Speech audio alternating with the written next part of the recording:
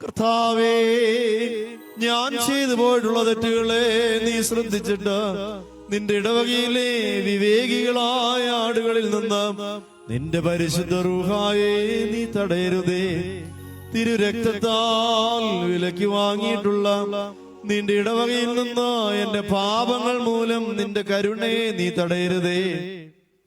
പിന്നെയോ കർത്താവേ, മാലാഖമാർ പോലെ നോക്കുവാൻ ആഗ്രഹിക്കുന്നതായ നിന്റെ മഹാവിശുദ്ധ സ്ഥലത്ത് പ്രവേശിക്കുവാൻ എന്നെ അർഹനാക്കി തീർത്ത നിന്റെ കൃപയാലും മഹാകരുണയാലും നിന്റെ ജനത്തിന്റെ പാപത്തെ നീ മോചിക്കുകയും നിന്റെ ഇടവകയുടെ അപരാധങ്ങൾ ക്ഷമിക്കുകയും ചെയ്യണമേ.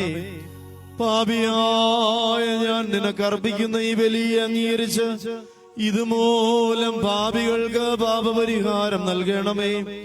ഇതിനാൽ തെറ്റുകാരോട് നീ ക്ഷമിക്കണമേ.